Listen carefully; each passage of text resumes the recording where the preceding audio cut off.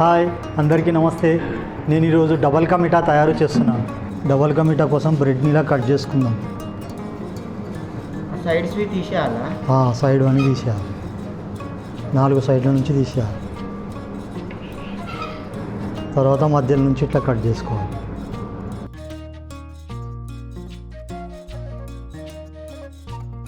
ఇంకా పీసులుగా కట్ చేసుకుందాం. ముందుగా నూనె పోసుకుందాం. బ్రెడ్ ఫ్రై చేసుకోవడానికి. అవును మనం ఇప్పటిదాకా కట్ చేసుకున్న బ్రెడ్ ఇప్పుడు ఫ్రై చేసుకుందాం. రాగానే తీసేసుకుందాం. ఈ విధంగా ఫ్రై చేసుకోవాలి. మాడగొట్టుకోవద్దు, మాడగొట్టుకుంటే చేదుగా ఉంటుంది. అసలు ఎంత చక్కెర ఎన్ని నీళ్ళు పోసినా? 2 కప్పుల చక్కెరకు 1 కప్పు నీళ్ళు పోసిన. దాంట్లోనే ఇంత ఇలాచీ పౌడర్ వేసుకోవాలి. కొద్దిగా ఫుడ్ కలర్ కూడా వేసుకుందాం. బంద్ చేసుకుందామా? బంద్ చేసుకుందాం.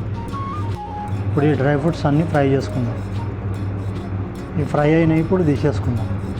పాలు బాగా మరిగినాయి. ఇప్పుడు ఈయన 2 స్పూన్ల నెయ్యి వేసుకుందాం. ఇందులోనే కొంచెం కలాకాన్ వేసుకుందాం. ఇప్పుడు ఇలా పాలు పోసుకుందాం. ఇందాక సీరం మసాలా పెట్టుకున్నాం కదా, అది పోసుకుందాం.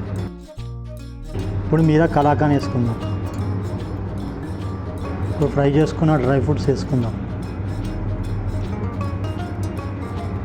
ఇది ఒక 5 మినిట్స్ పక్క పెట్టుకొని తర్వాత సర్వ్ చేసుకొని తిందాం.